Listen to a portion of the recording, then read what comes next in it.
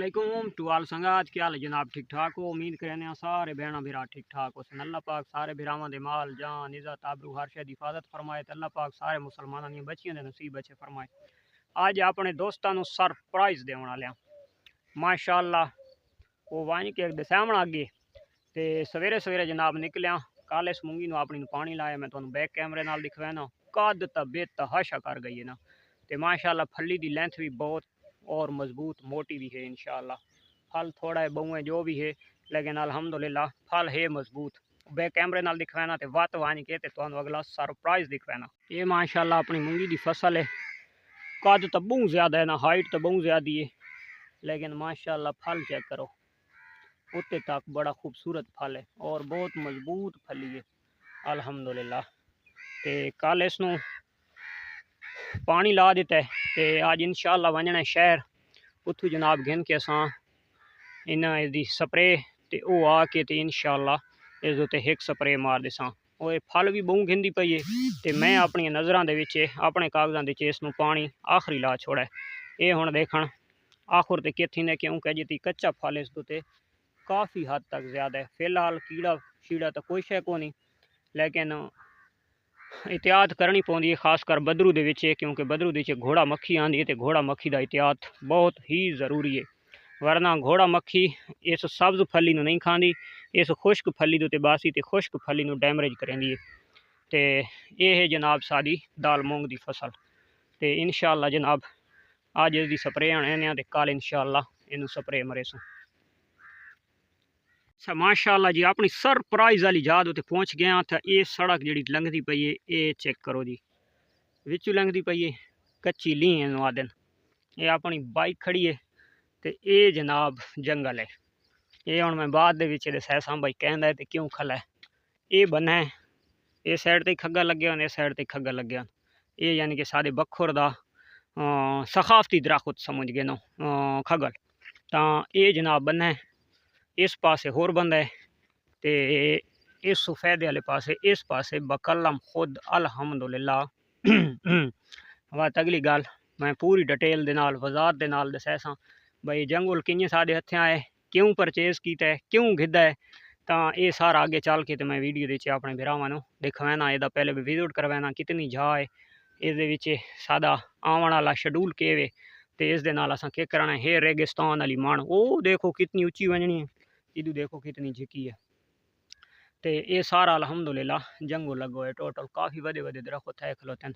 तो 3 साल बाद इत्थे वो जंक्शन होसन, बहुत बड़े बड़े जंक्शन होसन। तो असां फिलहाल ये पाली जड़ी है तां ये ज़ाया कर देसां। ये पाली पूरी असां पट गिननी है। ਇਹਦਾ बन वैसी बालन इत्थे लगसन विच ट्रैक्टर कोई छिक के सड़सां इदे ये ली उच्ची कर देसां।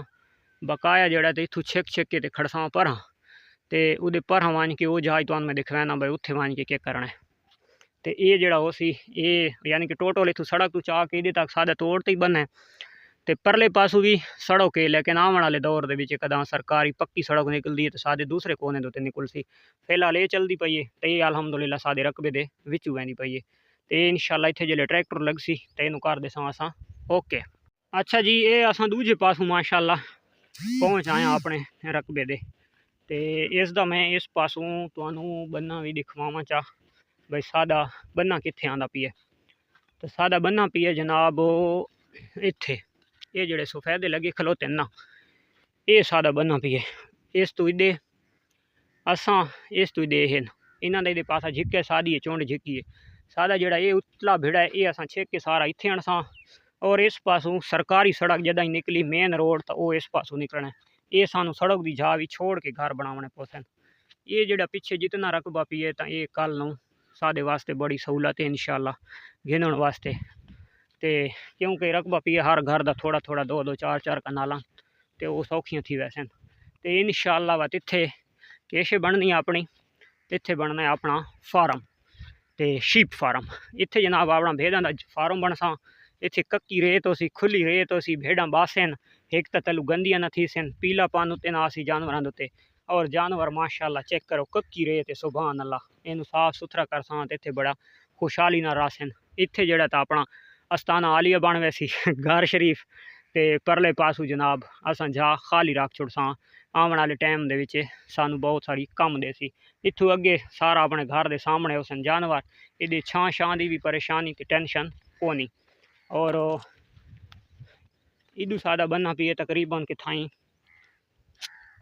इत्थे किथाई ते ये जिहड़ी खाले तक जा पई है ये भी इंशाअल्लाह आने वाले टाइम दे विच बहुत जल्द अल्लाह देसी ते भी अपनी थी वैसी तो तो जिहड़ा खाला पिए तो उस खाले ताईं थी भी असां आप ते ये साडे वास्ते बड़ी सहूलत बन वैसी। और ये जिहड़ा जंगल लगा होया ते असां विच ही गिद्या अल्हम्दुलिल्लाह। तो ये जंगल कुछ अरसे बाद इंशाअल्लाह ये एकड़ का जिहड़ा जंगल है तो कम अज़ कम 4 कनाला रकबा सानू ये जंगल दे वैसी इंशाअल्लाह। ये काफ़ी स्ट्रोंग बूटे माशाअल्लाह।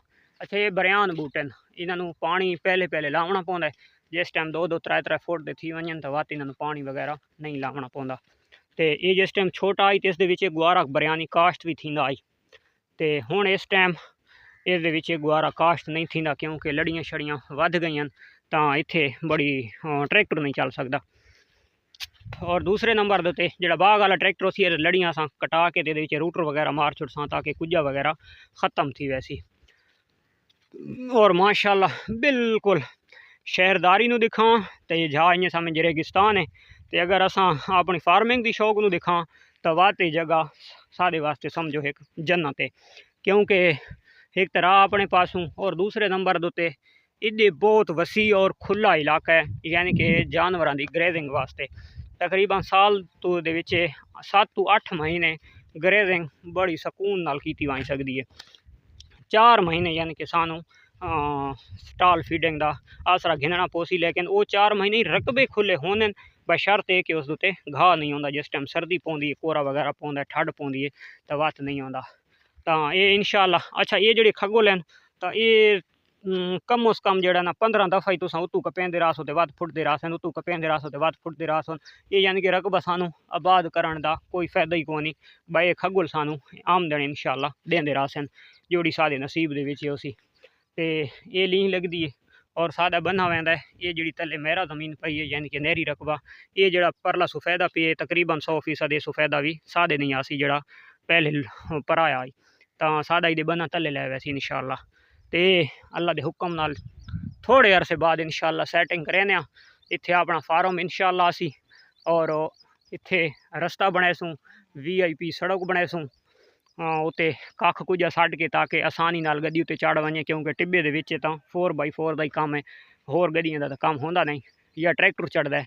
लेकिन इत्थे असां इंशाअल्लाह कुछ शुजा सटेसूँ तले तो ये सड़क पक्की थी वैसी, या कोई पक्की मिट्टी दी ट्रालियां 2-4 सटेसूँ चा तो वत भी बहुत ज़बरदस्त काम थी वैसी। ये पाली असां पटनी है, ये सादा बनना है, ये पाली सादी खली रासी। इदू वाली कोई जोरा छेगन सा कोई परा छेगन सा तो वैसे भी झिक्की थी वैसी, क्योंकि सड़क जी है इनू असां अपनी जबान लीह सदेने तो लीह झिक्की पई है। तो ये लीह नू असां उच्चा करदे सां, उदे तक जो उच्चा कर सां तो ये सादा रस्ता जो तो काफ़ी झिक्का थी वैसी। इदू आने ले आम जी कार भी आसी या मोटरसाइकिल आसी तो बासानी उत्ते वाई सकता है, सानू परेशानी वगैरह न बन सी।